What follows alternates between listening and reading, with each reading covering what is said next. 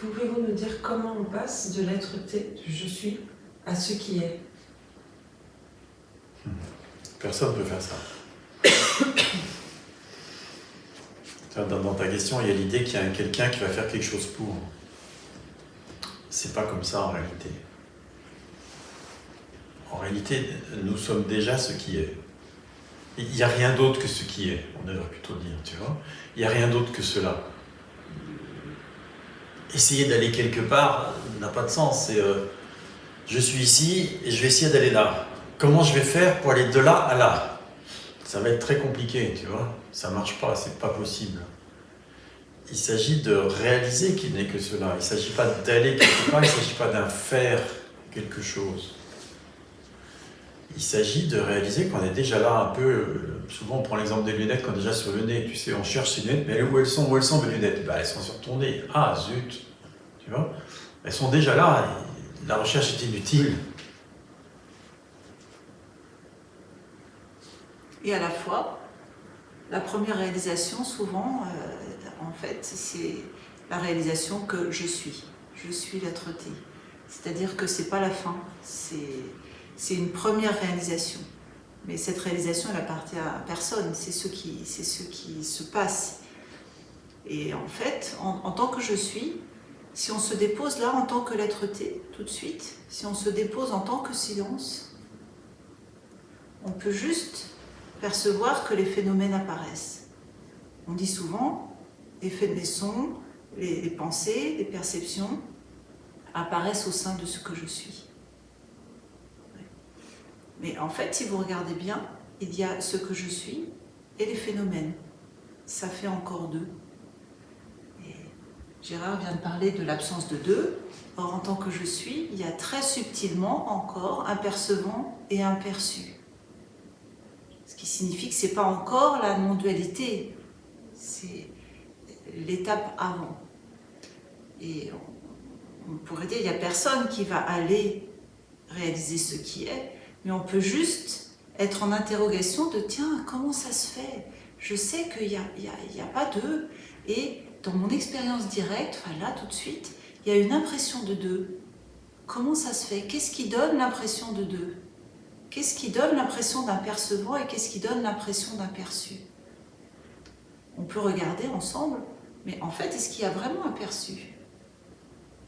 Pour qu'il y ait un perçu, il faut qu'il y ait un sujet. Est-ce qu'on peut trouver le sujet? Cela qui perçoit, est-ce qu'on peut le trouver? En fait, je vous invite vraiment à aller regarder directement ça. Est-ce qu'il y a vraiment un percevant? Et à un moment, il est clair qu'en fait, on ne peut pas le trouver. On ne peut pas trouver cela qui perçoit. Il n'y a pas de début, il n'y a pas de fin.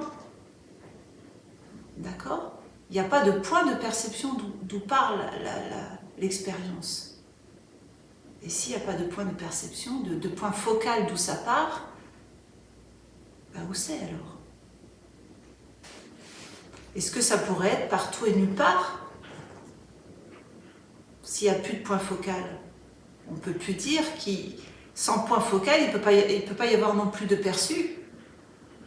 Et à ce moment-là, l'impression de deux peut éclater véritablement. Une autre façon d'y aller, pour dire un mot, c'est en regardant bien quelle est la différence ou quelle est la distance entre ce que je suis, l'être-té, et le phénomène ou l'organisme. Est-ce qu'il y a vraiment une distance? Est-ce qu'il y a vraiment une différence? La réponse doit venir directement, hein, tout de suite. Par l'expérience directe. Oui. S'il n'y a pas de point focal, rien ne voit en réalité, rien ne perçoit. Rien n'est non plus perçu. Et rien n'est perçu. Et cependant, on va dire, mais si, quand même, je perçois. À nouveau, c'est l'histoire du découpage, c'est-à-dire que pour le mental, c'est impossible de dire je ne perçois pas.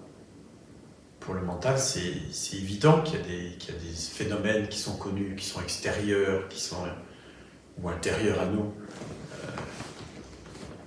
Et imaginer une seconde qu'il puisse y avoir connaissance sans perception, c'est compliqué pour le mental. Et pourtant, c'est la réalité. Il entend, quand le mental entend connaissance, il entend deux. Un connaisseur et un connu. Et il ne peut pas envisager le « je me connais en tant que ce que je suis ». Intéressant ça. Hein. C'est-à-dire que lorsque je parle de connaissance, lorsqu'on parle de connaissance, on ne parle pas d'un quelqu'un qui connaît quelque chose, on parle d'une connaissance en soi pure, de fait. Par nature. Par nature. En fait, cette connaissance-là, elle correspond à l'être, L', à l'être en réalité. Je ne sais pas ce que je suis, je le suis. Et à partir du moment où il y a connaissance directe sans connaisseur, à partir du moment où il est clairement réalisé qu'il n'y a pas de différence entre ce que je suis et les phénomènes, alors il devient évident que je suis et ce qui ne peut pas être connu, qui connaît tout, et tout ce qui est connu. Puisqu'il n'y a pas de distance, pas de différence. Mais ce « et » là ne signifie pas la source et les phénomènes collés. Le mental, il entend « et », la source d'un côté, et les phénomènes de l'autre, unis. C'est ça ce qu'il entend, le mental. En réalité, c'est pas ça. Quand on parle de « et », les mots n'iront jamais, mais ça signifie sans distinction, sans séparation. Sans possibilité de séparation, sans possibilité de distinction. Ce qui est simultanément et l'inconnaissable et tout le connu, en parfaite fusion. Sans début ni fin. Hors temps, hors espace. Alors c'est le mystère révélé parce qu'avec les yeux de l'organisme, il y a une impression d'un quelqu'un, il y a une impression de mouvement, il y a une impression de distance. Et on pourrait dire elle existe puisque le corps apparemment est là, donc apparemment ça existe, et simultanément ça n'est pas parce que en tant que vision pure, il n'y a pas d'eux. Donc il ne peut pas y avoir un monde qui s'extériorise en réalité, puisqu'il n'y a pas d'eux. Il y a un monde qui semble s'extérioriser et simultanément, il ne s'est jamais rien passé. Puisque temps et espace sont illusoires, évidemment, en réalité, il ne s'est jamais rien passé. Le temps et l'espace apparaissent au sein d'eux et en tant que ce qui est. Et tout mouvement, toute apparence, toute apparition, etc., apparaissent au sein de ce qui est en tant que ce qui est, sans possibilité de séparation, de distinction, de distanciation. En tant que je suis, on pourrait dire les phénomènes apparaissent au sein d'eux, et en tant que ce qui est, ce qui est réalisé en plus, si on pourrait dire ça comme ça, c'est que les phénomènes ne font pas qu'apparaître, ils sont cela. Ils sont cela. Il n'y a pas d'eux, ils sont cela. En fait, il n'est que le soi, sous forme apparente de phénomène, tout en étant toujours que lui-même. Alors après, ça se fout la paix, parce que l'apparente apparition demeure tant que le corps est là. Et ça ne cherche plus à modifier l'apparente apparition, puisqu'il n'est que là. Et apparemment, ça fonctionne comme ça. La réalisation, ça n'est pas un changement dans ce qui apparaît, c'est cette évidence que ce qui apparaît n'est qu'apparence. En réalité, il n'est que le soi.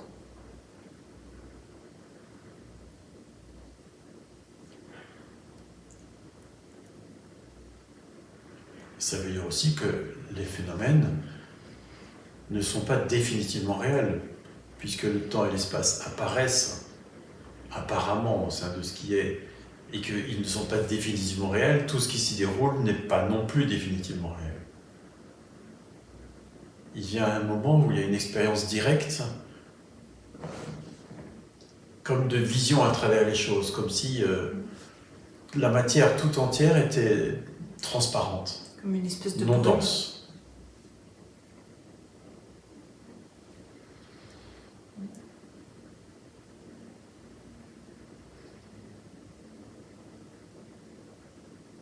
Et c'est la vérité en réalité. D'ailleurs, d'un point de vue physique, bête et simple, hein, on le sait très bien, la matière c'est 99% de vide. Simplement, ça paraît plein. Et c'est fonctionnel, d'un point de vue simplement humain. Et c'est intéressant cette dialectique entre... c'est la merveille et le mental ne peut pas comprendre ça. C'est un mystère qui demeurera mystérieux à mon avis. Cette dialectique entre il n'y a rien là et il y a tout, entre rien n'est réel et pourtant ça fonctionne et tout paraît réel. C'est tout le temps comme ça, et c'est les deux à la fois. Et il vient un moment de grande joie et de jubilation intérieure, d'éclat de rire face à cette grosse blague.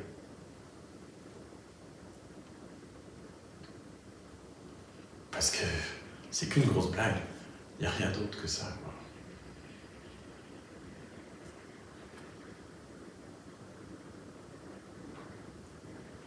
Parce que ça s'entrechoque en fait. Vous dites, c'est pas définitivement réel, mais on est bien là tous les quatre en train de se parler. Oui, mais dans un rêve, tu peux parler à 4 personnes sans problème. Est-ce que c'est vraiment réel?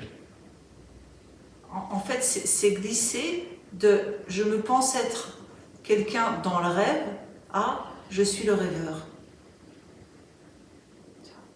Et le rêveur rêve le rêvé, mais le rêvé est le rêveur aussi. Il n'y a pas de distinction entre le rêveur et ce qui est rêvé. Tu vois ça?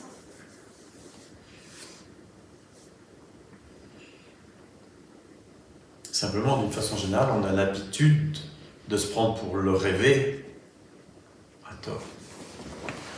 Une partie du rêvé. En plus, une partie du rêvé.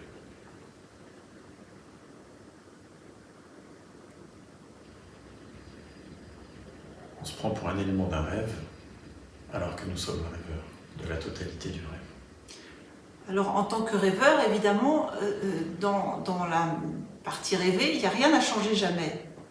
Donc, on va dire, il n'y a jamais rien à changer. Et à la fois, si on se croit un élément du rêve, c'est pas la vérité. Et c'est la raison pour laquelle on parle souvent de regard, parce que ça se prend pour un élément du rêve.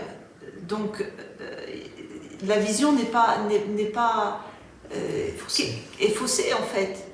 Et souviens-toi, tu n'es pas un élément du rêve, tu es le rêveur. Évidemment, quand je dis « je suis le rêveur », je ne parle pas de Gérard. Gérard est un élément du rêve. Je parle de ce que je suis, de ce qui est et que je suis.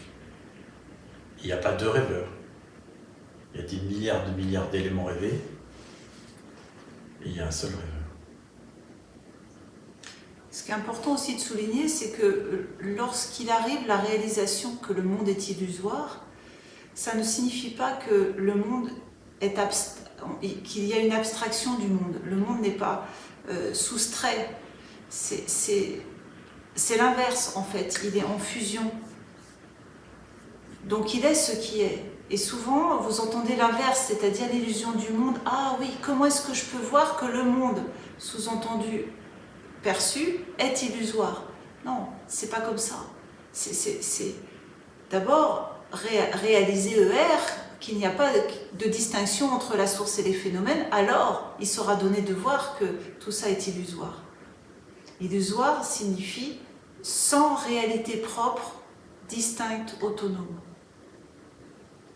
Ça ne signifie pas qu'on enlève quelque chose. C'est important, ça. Non, on ne peut rien enlever à la totalité, à l'unité. Et l'illusion aussi n'est pas quelque chose à part. C'est-à-dire que souvent, le mental sépare aussi ce qui est réel d'illusoire. Ah ouais, il y a la réalité et il y a l'illusion. Ça fait deux. La réalité est l'illusion. C'est-à-dire que l'illusion est la réalité. Illusoire, ça signifie non existant en tant que partie vraie en tant qu'elle-même. Je sais pas, je m'exprime mal, mais en tant que partie autonome. Autrement dit, aucun élément du rêve ne peut être sorti du rêve. Le rêve, c'est une totalité. Oui. Et Et de même, on ne peut pas sortir le rêve de la réalité du rêveur. Voilà, c'est ça. Le rêve est le rêveur. La différence entre nos rêves à nous et le rêve, ce qui est, c'est que ce qui est, c'est qu'il rêve. Pour mettre des mots dessus, parce que c'est même pas vraiment comme ça. En réalité, hors temps, hors espace, puisque le temps et l'espace sont évidemment non définitivement réels, me d'ici, puisqu'ils n'ont pas d'existence propre, puisqu'en réalité, ils ne sont pas. Ils ne font qu'exister. Hors temps, hors espace, il ne peut rien se passer. Rien ne s'est jamais déroulé. C'est-à-dire qu'en réalité, c'est comme... on peut prendre les images d'un film. Toutes les images sont déjà dans la bobine. Avant que le film ne commence à se dérouler, toutes les images sont dans la bobine.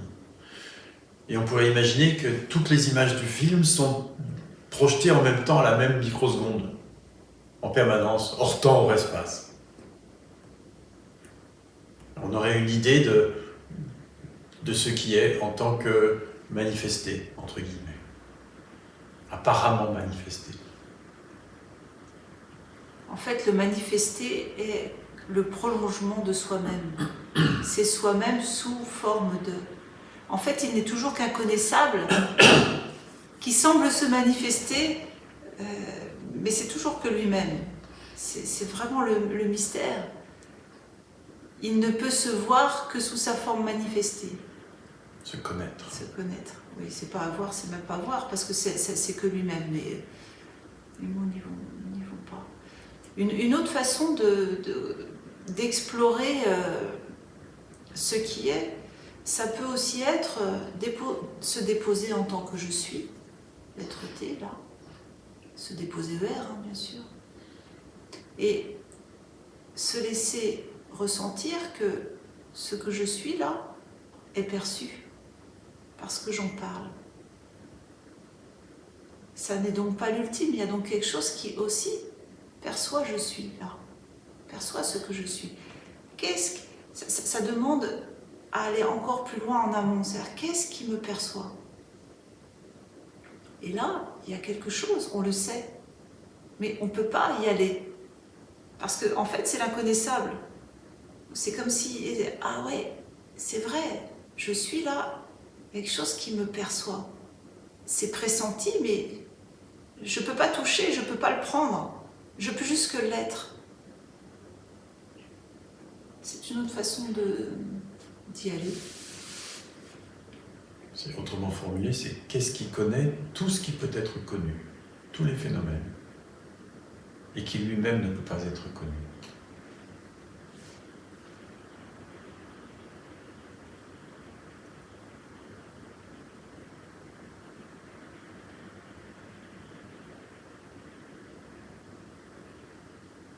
C'est cette question qui est vraiment majeure et qui a besoin d'être rappelée encore et encore. Si vous vous souvenez, lorsque je parlais d'expérience mystique, j'ai dit c'est ça qui a été raté à ce moment-là. Se tourner vers la source, au sein de quoi cette expérience mystique est-elle apparue. Quelle que soit l'expérience que nous faisons là maintenant, au sein de quoi est-ce qu'elle apparaît? Quelle en est la source?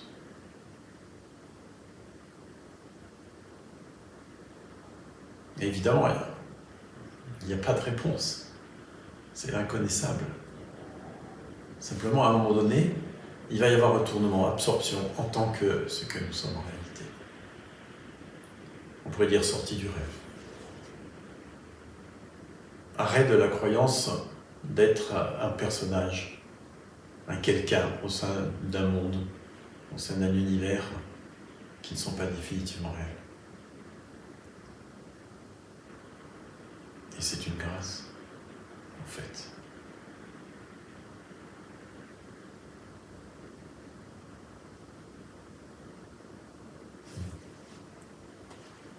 Merci.